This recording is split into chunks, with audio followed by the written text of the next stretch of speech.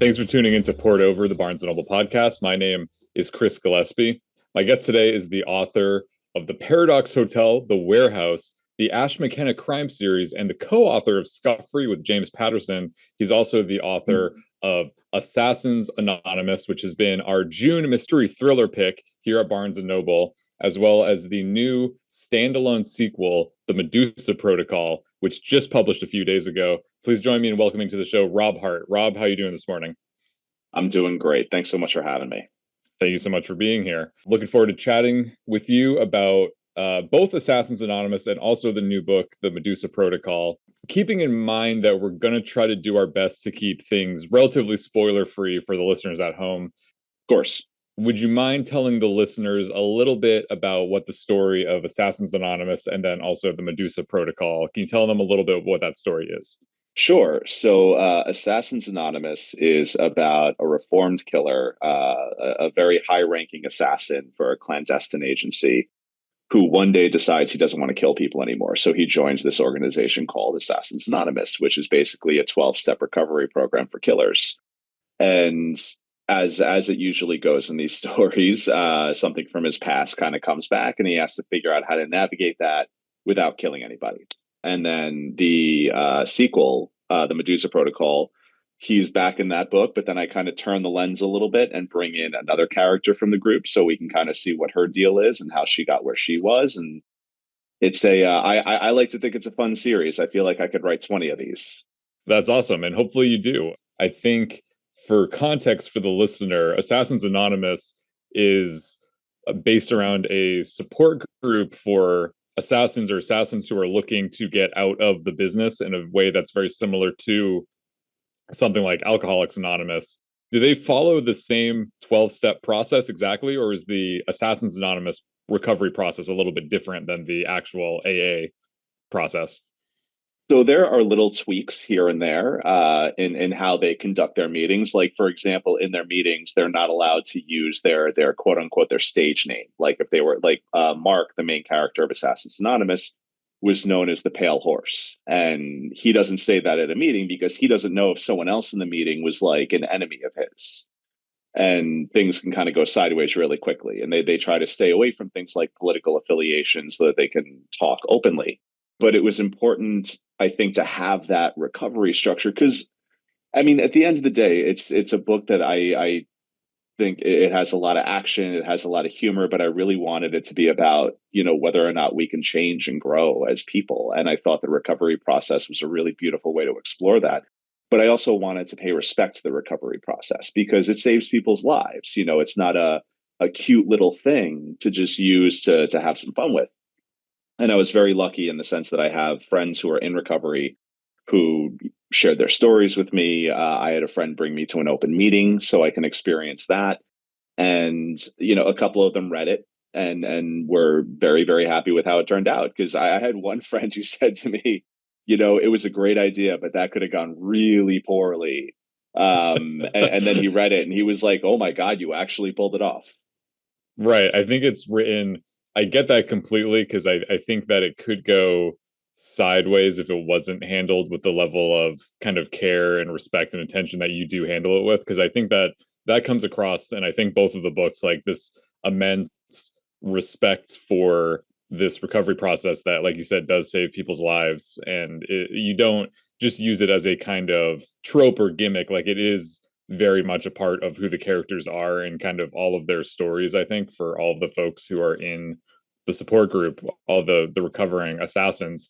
I'm curious to hear how you initially arrived on that first kernel of an idea for the assassin who no longer wants to be an assassin. How did you arrive at that? Sure. It was a couple of things. For the longest time, I've wanted to write a book about assassin characters because I just think that's a really interesting moral gray area to play in. And for some reason, I just kept on thinking it would be funny to have them in like a group therapy type setting. And, it was one of those ideas that was in the back of my head for the longest time. And then one day, the idea of recovery kind of clicked for me. It was talking to a friend who's in recovery, and it's interesting because recovery includes an amends process, which is you have to make amends to the people that you've harmed. And I'm like, well, what would that look like? Mm, That's interesting. So let's explore that. but it was also this idea of, I'm a fan of violent books and violent cinema. Like I understand the difference between real world violence and pretend Hmm. violence. I love the John Wick movies. The John Wick movies are great. But I think it was when I was watching the second one, I just kept on thinking, like, man, like every person he's shooting in the head, like they have a family or someone who loved them, and that Mm. person's life is kind of worse now because that person is dead.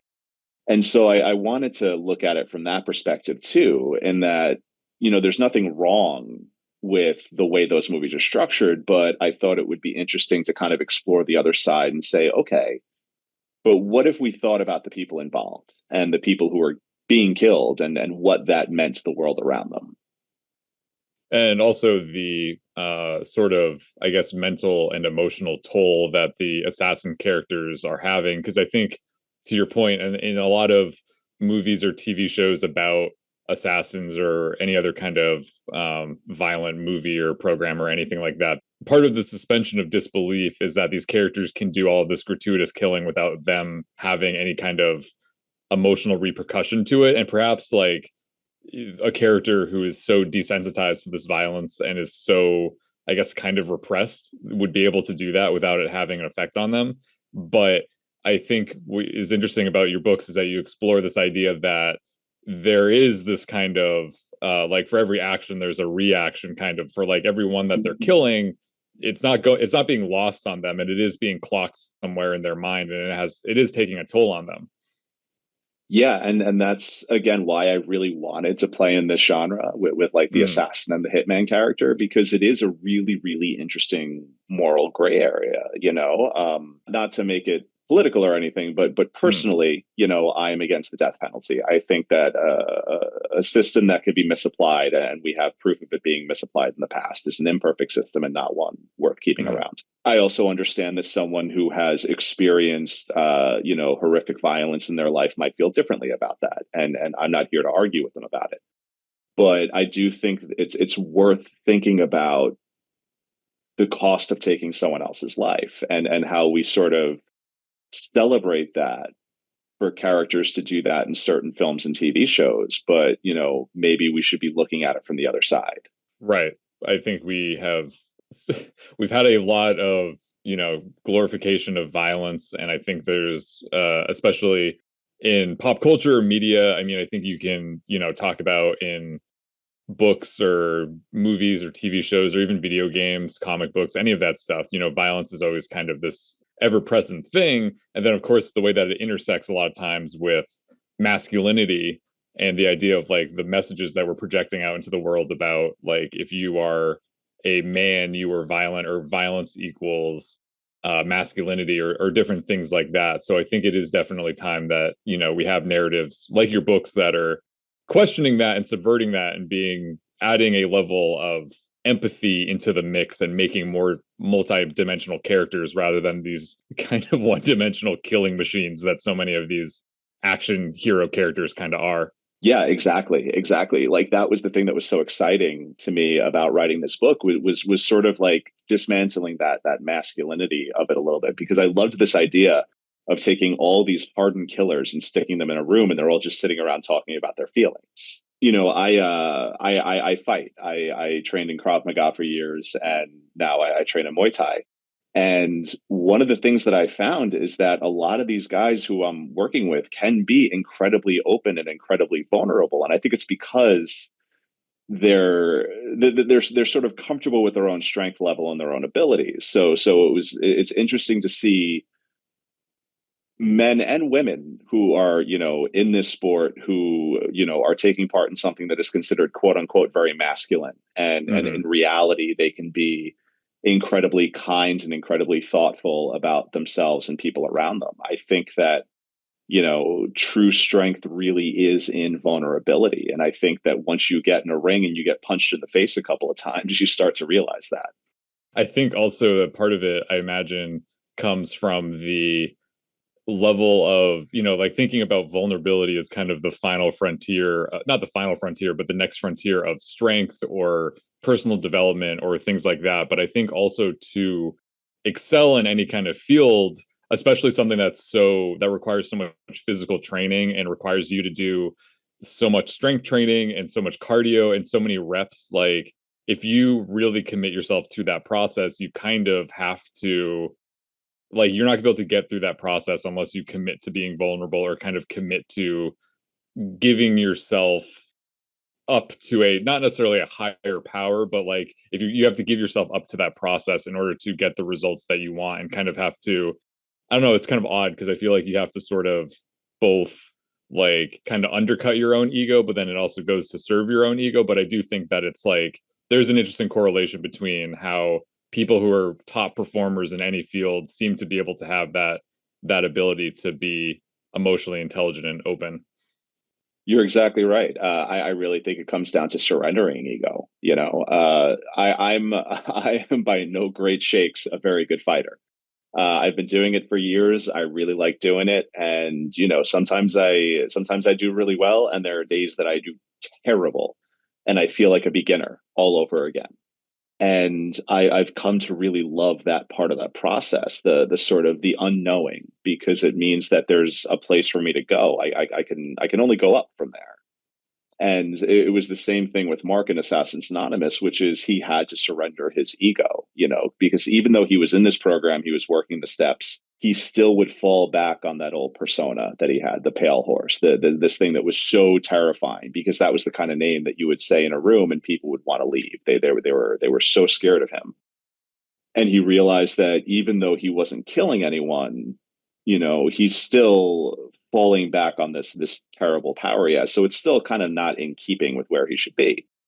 And so it was like that ego death was so important to him. I mean, it's been important to me. I think in general, a lot of us can really benefit from that kind of thing of laying down those expectations of who we think we are and just kind of accepting who we actually are.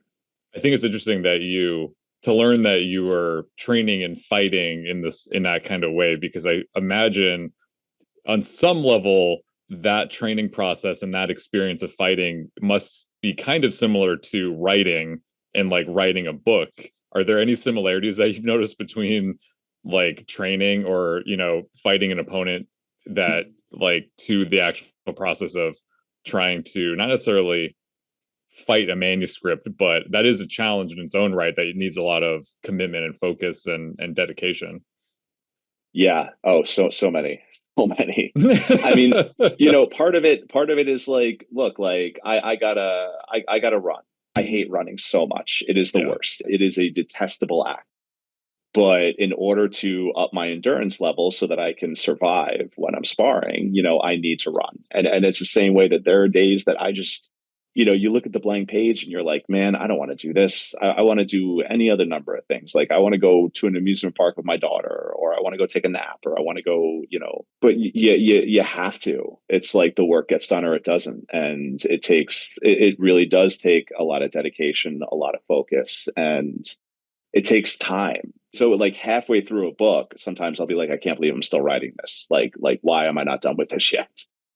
And it's the same thing with fighting, is that every sort of step forward you take is so incremental that you don't always notice, and you have to stick with it over a long enough timeline. But then even when it comes down to what's on the page, I found that fighting, has helped me craft action scenes that I think are a little bit more realistic, that hit a little bit harder, because I have a little bit more of an understanding of what that's like to get hit, to be in a fight or flight situation, to because you know what, like it doesn't matter how much you train, sometimes you get punched in the head and everything just goes out, like Right. literally it knocks all the knowledge out of your brain, and you're like, oh no, what do I do? So even from that perspective, being able to understand what it feels like for a human body to hit the ground after you've been like kicked in the chest, that that's pretty useful as well.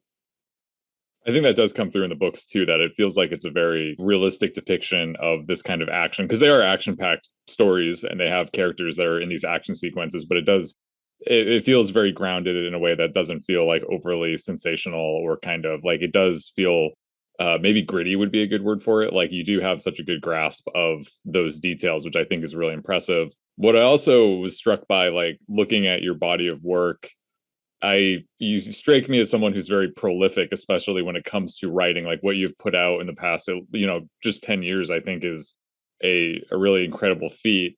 And thinking about the training and sparring and things like that, do you have like a specific habit or routine that helps you like hit that page count, like that gets you through those moments of you're like, man, I don't want to write right now. I just can't handle the blank page. Like, do you have any specific thing that you do that makes that happen? Desperation, stubbornness. It's hard for me to have a regular routine. Yeah. I have a daughter, and my partner, whom I live with, has a son, and both of the kids are on different schedules, Hmm. of course, even though they're about the same age. So I feel like a lot of my life is like cooking and cleaning and running around and picking people up from school. So it's difficult. I can't say, Tuesday at 9 a.m. is my writing time, because Tuesday at 9 a.m. I might need to like go do something else. So Hmm. for me, it's always been I'm good at multitasking. I'm good at sitting down and looking at the week and saying like, okay, here's my free time. This is the time I'm going to schedule to get my work done, and hopefully it plays out that way. I do keep an office space in Manhattan at a place called the Writers' Room, where you can go in and grab a desk and just work. And I try to do that like once a week, because then it's like completely uninterrupted. I can work as long and as hard as I want, and I'm not sitting here at my kitchen table looking at my TV saying, "Oh, I should play the new Doom game." But again, I think I said it before. Like my philosophy has always been like the work gets done or it doesn't. As long as it's getting done, and as long as I have a deadline, I will hit it. It's not always going to be pretty, but I'll get there. I think it's also interesting that you've written a series before of novels that has, many Yes. installments. This is you have Assassins Anonymous, and then you have the new sequel, the Medusa Protocol.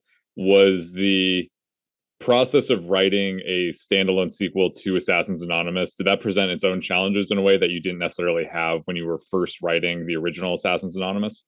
Well, so I love that you call it a standalone sequel, because like that's the Faustian bargain that you make when you write a series, is that you have to, because yeah, it's got to be a sequel so that someone who read the first book can say, okay, I see the progression, I see how these Hmm. characters are growing. But it also has to be a standalone, because people who haven't read the first book, if they just pick it up, they can't feel like they're losing out. And that can sometimes be a challenge, because you have to thread that needle between giving the appropriate amount of backstory without Hmm. making a new reader feel alienated. It's funny, I told myself I was never going to write a series again after the Ash McKenna books. And then, here we find ourselves. But again, it's like, you've got a room full of killers who all have their own traumas, their own histories, their own pathways, their own redemption stories. And it's like, how could I not just keep on playing in this sandbox? Right. There's so many different directions you could go with it. And with the new book, you use this technique, which I think it adds an interesting texture to the book, where you kind of are alternating between two characters' perspectives as two different narrators, sort of, that we kind of hop back and forth between. Not only the characters, but also moments in time. Sometimes we go into the past, where other times we're in the present. How was that experience different than just sticking with one narrator throughout the entire book? Was that a fun challenge, or was that a difficult challenge, or perhaps was it both? It was easy in the writing part of it, Hmm. because it felt like a conversation, because Okay. I could have one character pop into another character and go back and forth. The real challenge was that I didn't know if it was going to work. Hmm. You spend months and months and months writing a book basically in a vacuum, like sitting in a room by yourself, isolated. And I made some decisions that I thought were risky. I'm like, both narrations are going to be in first person present, but also so are the flashbacks, because why not? You know, because I wanted there to be an immediacy and a consistency to the voice. And there was that part of me that when I finished, I'm like, I'm going to send this to my editor, Daphne, and she's going to call me up and she's going to be so mad. And she's going to be like, why did you do this to me? And I got to tell you, I mean, she was on board with it, which was great. The people who read it early on were great. And now that I'm finally in the promo zone of this and talking to people and they're saying like, hey, this works, I'm like, thank God, because I really thought it wouldn't.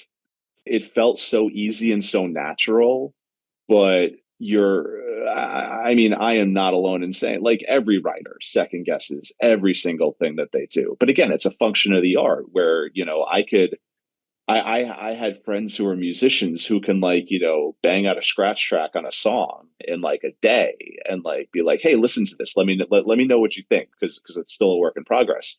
Or I know artists who can, like, sketch something out and be like, this is kind of what I'm working with. Like, what do you think?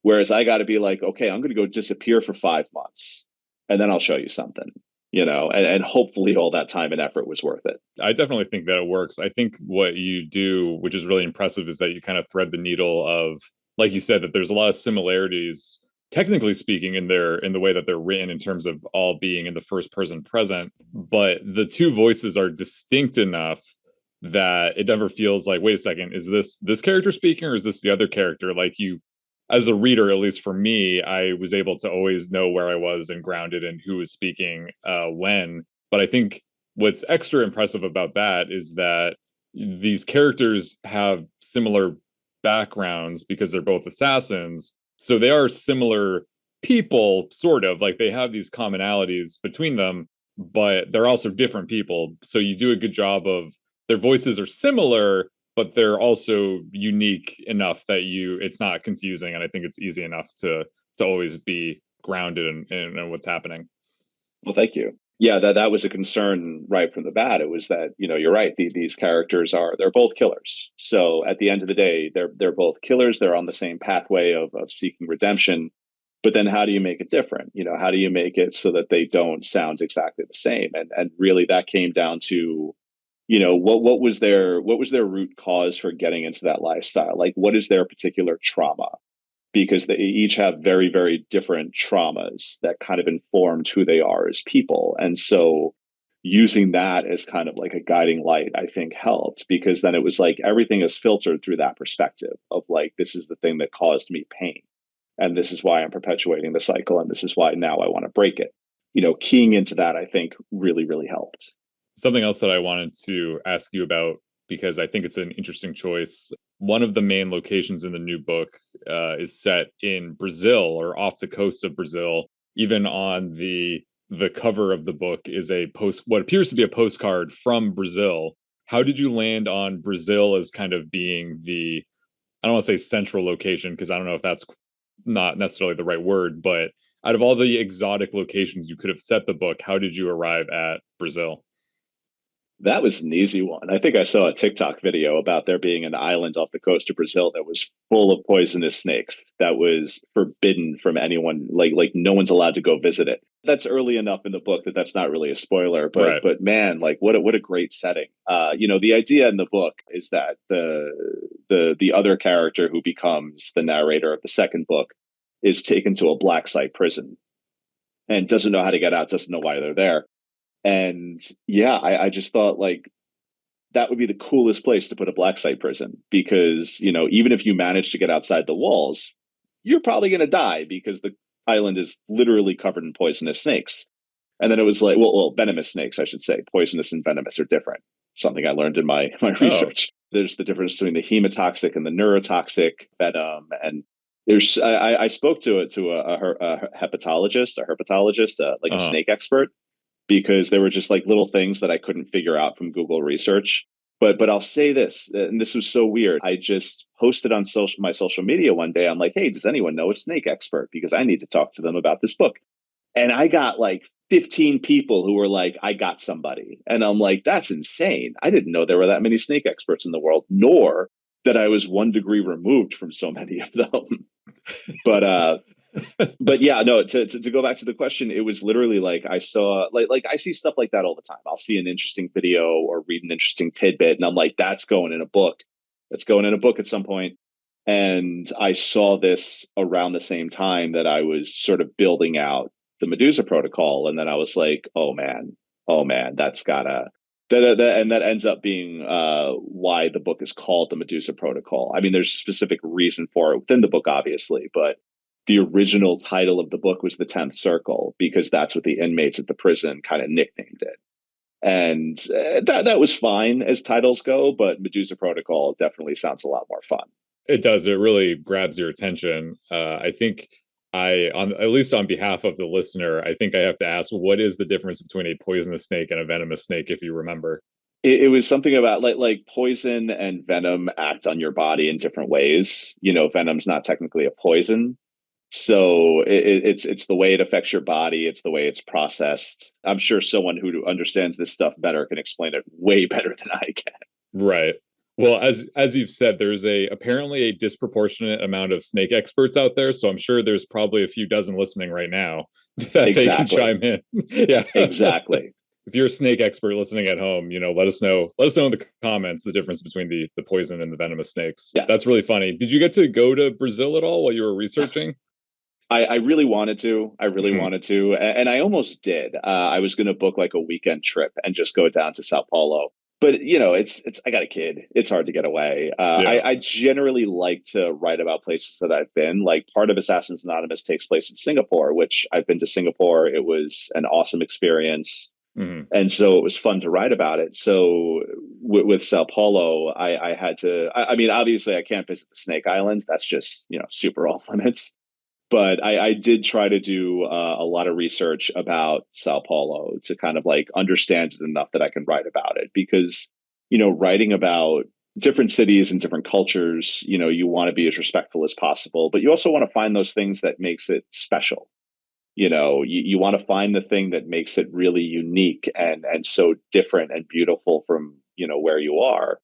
And there was an element of how the housing works down in Brazil that I was able to work into the story, and I thought felt like an organic way, and that was exciting to me because that also I won't get too much into it because it's a fun part of the story, but it very much speaks to like who and where I am as a person, and how like I think this is such an incredibly cool thing that they're doing. So it was fun to be able to take that and kind of like weave it in there. Yeah, it's very well written in that sense because as I was reading, I was like, I'm not sure if he would have gone to Brazil for this, but it feels like he may have, especially that section. I was like, that feels so specific that how else would you know that? But that's cool that you were able to just glean that from researching. It's definitely a very cool location, and yeah, the island is a great idea with even if you can get out of this prison, you're still stuck on an island filled with deadly snakes. Thinking about your body of work, I know that you dabble and you kind of have a lot of experience writing in different genres, including like sci-fi. Was there ever any kind of temptation or inclination? I think this, going back to when you first were working on Assassins Anonymous, to make it more of a sci-fi concept rather than it being grounded in reality the way that it is. I had little notions here and there of things that I could do with it that might take it in that direction, but Mm, honestly, it felt like such a simple. It's such a simple pitch. It's the best elevator pitch I've ever had. Like I really peaked with this because I literally just tell people like it's like imagine John Wick got into a recovery program for killers, and then they mhm. laugh and they know exactly what the book is about. I just didn't want to overcomplicate it. I wanted to keep it as straightforward as possible. And also I had just come off of writing The Paradox Hotel, which was a time travel murder mystery, which man, time travel is fun, but it's like eating at White Castle. It's like it sounds like a great idea until you do it, and then a few hours later, you're like, "Oh no, what have I done?" It is. Yeah. It's just. It's so much to keep in your head, and it's so complicated. And so I think this was almost a bit of a palate cleanser for me, where it was like, I don't want to have to deal with like intersecting, timelines, at least Right. for a little while. I do love messing around in other genres, though. It's fun.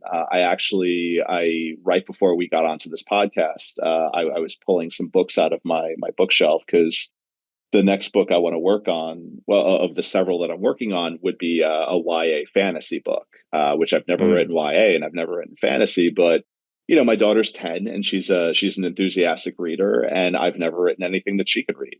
So it mhm. would be nice to do that. And so I always kind of, I feel like I'm always just kind of like moving toward whatever interests me in a particular moment, and this is just where I'm winding up. I noticed too in your kind of official author bio that you have on the back of the book. So you list all these other kinds of jobs that you've had that are not necessarily, writer. The bios include the books that you've worked on, but they also have things like you've worked as a book publisher, you've worked as a reporter, a political communications director, says a commissioner for New York City. Yes, I was very corrupt. how how did those different experiences kind of inform both like your craft as a writer, but then also like how you approach the I guess like business side of writing, or kind of how you shape your career?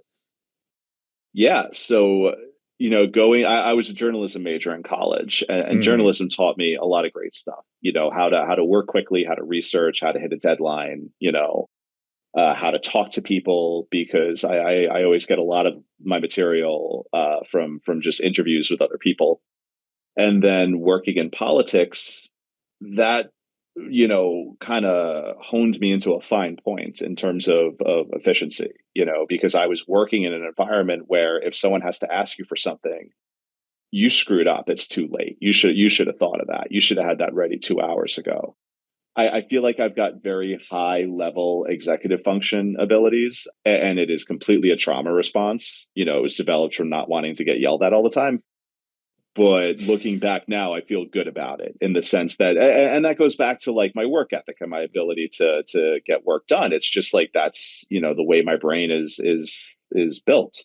It just kind of got me out in the world and got me experiencing different things and talking to different people, and that's all research. Like writing comes from the life that you lived, and the lens that you're viewing the world through. So I feel very lucky to have had those experiences. The commissioner of the city of New York thing, by the way, that was an honorary title. I was part of a redistricting commission that I basically did for a woman who was the speaker of the city council. I thought she was going to be mayor, and I was like, I should do this so the mayor owes me a favor. And then she lost to Bill De Blasio.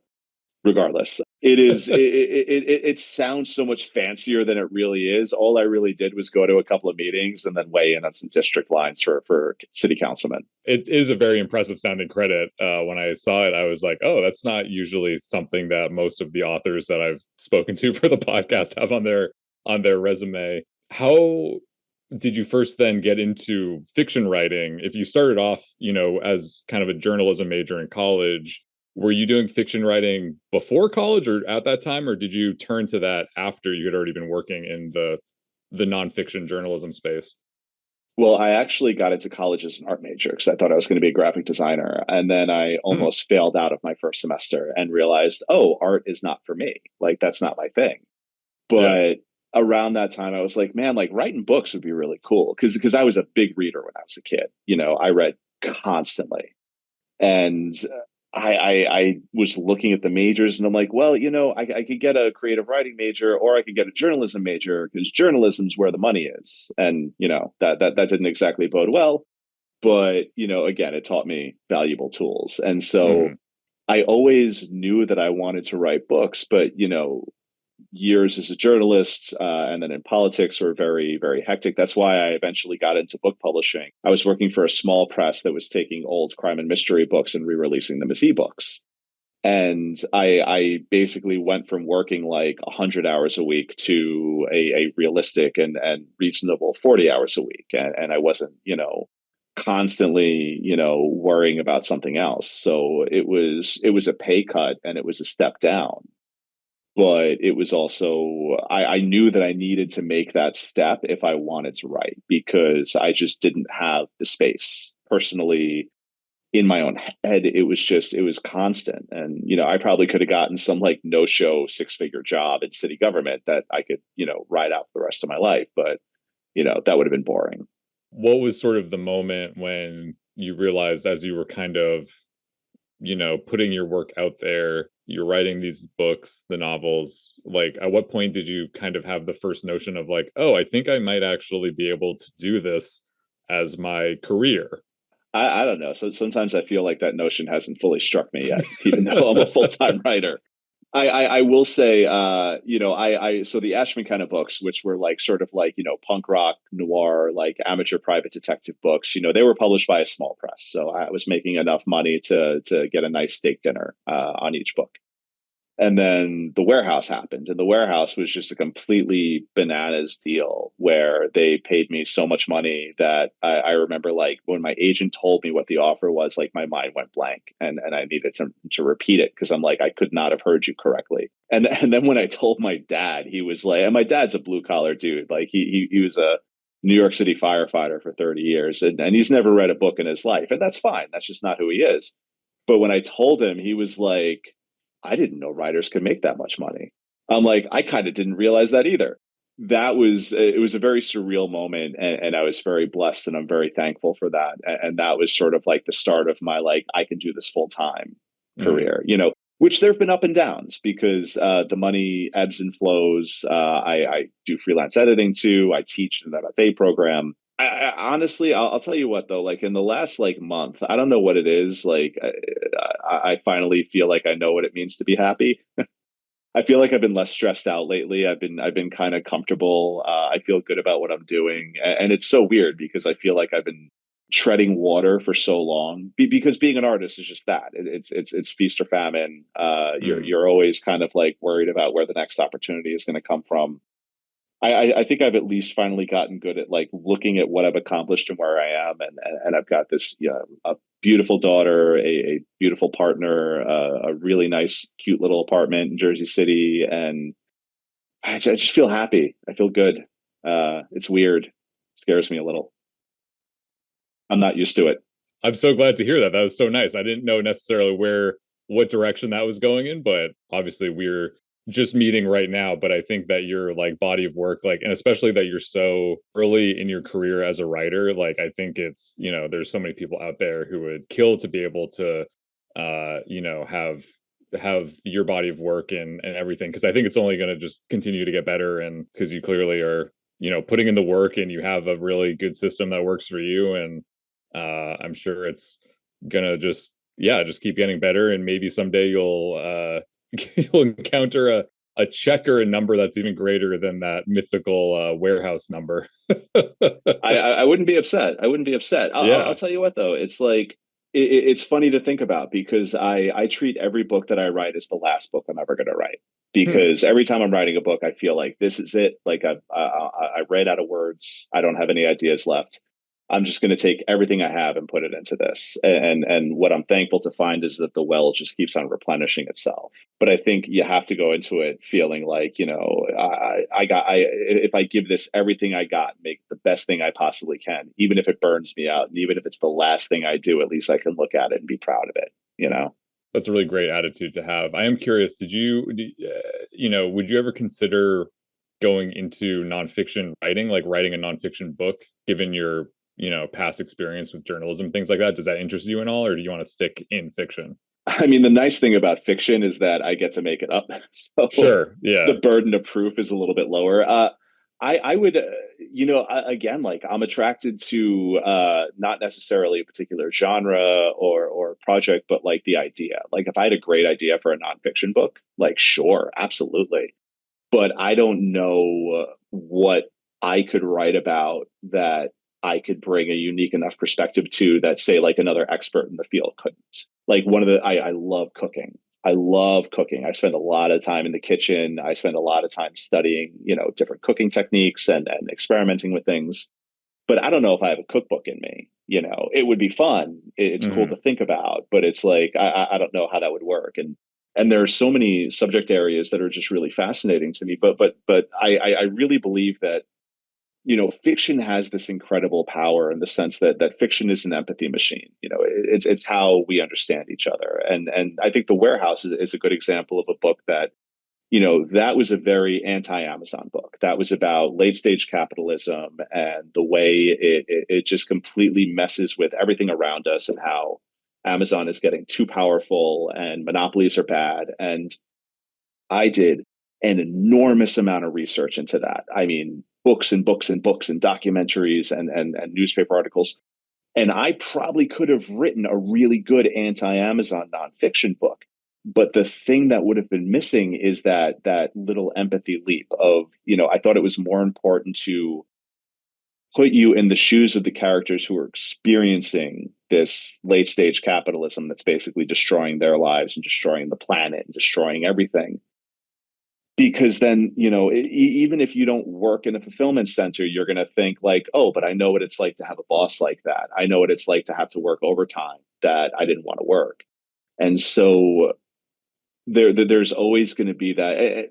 Really, really good nonfiction can do that too, for the record. Like, I'm not knocking nonfiction Hmm. and its ability to connect with readers, but there's just something about the way that fiction, reaches us. One of my really close friends, S.A. Cosby, who wrote, like, Hmm. King of Ashes and All the Sinners Bleed and Razorblade Tears.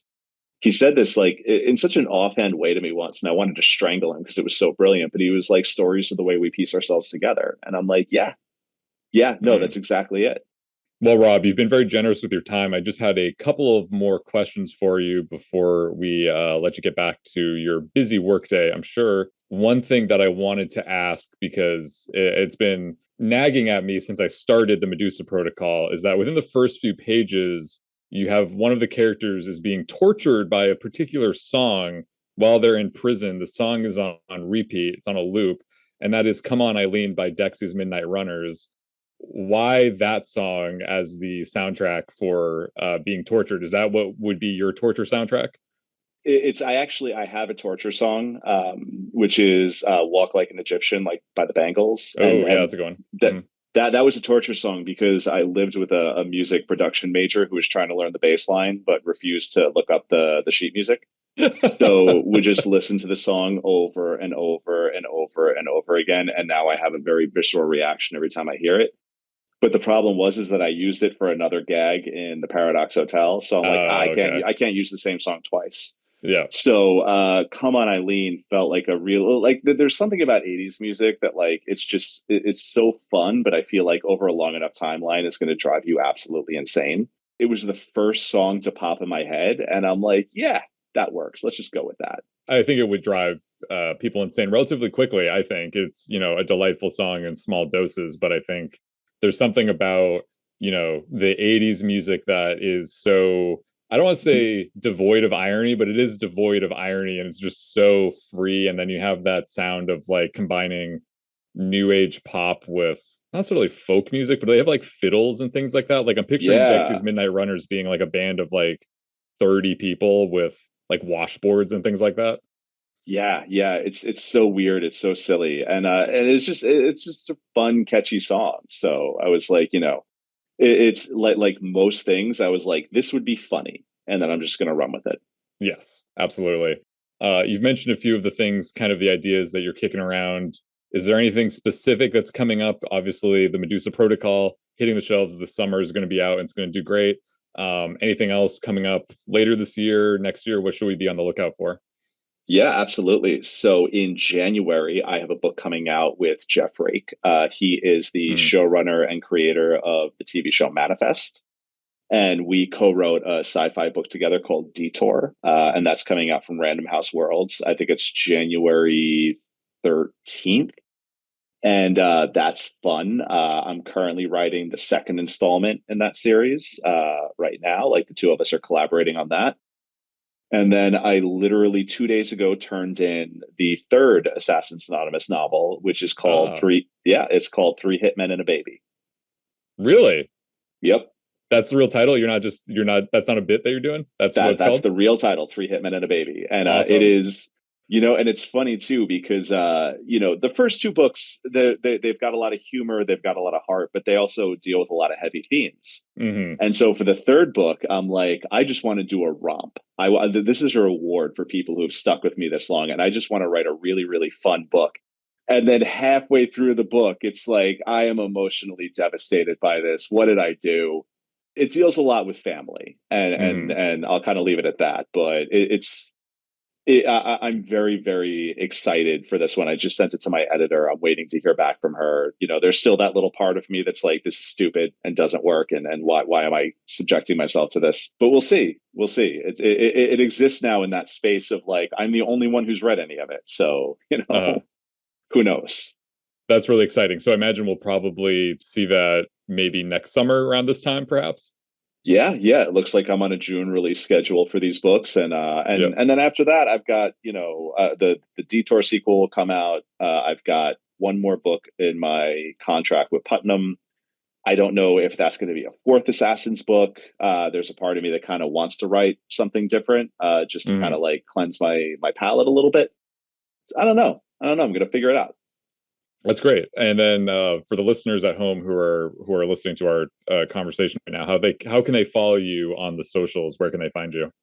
Sure. They can go to my website, robwhart.com, which has links to my Substack, to my Instagram, which is robwhart1, to my Blue Sky, and those are really the areas that I'm most active. I don't really use Facebook. Twitter is now a cesspool. I've Yeah. completely deleted that. Mhm. But yeah, Instagram, Blue Sky, and Substack I think are the best places to find me, and that's all springs from my website. Awesome. Well, yeah, definitely check that out, listeners. And also, if you're listening to this and you like thrilling summer blockbusters that are fast paced, but also, I think, as we've discussed, very thoughtful and have a level of depth to them that perhaps some of your average, shoot 'em up style books don't necessarily always have. If you like that and you like a little bit of irreverence and fun, I recommend checking out both of the books that we've been talking about. You may want to start off with Assassins Anonymous, or you can also start off with the Medusa Protocol because it is a standalone sequel. You can go in either order that you want. Medusa Protocol now in hardcover, Assassins Anonymous is available in paperback. And then next year, hopefully, we'll be able to check out Three Assassins and a Baby. And Rob, when that comes out, hopefully we'll be able to have you on the show again and we can chat about that one. I would love that. Thank you. Awesome. All right. Well, for all of us here at Barnes & Noble and Port Over, thank you so much for listening. Rob, have a great rest of your day. Thanks so much for having me. I appreciate it. Thank you for listening. Poured Over is a Barnes & Noble production. To help other readers find us, please rate and review the show wherever you listen to podcasts.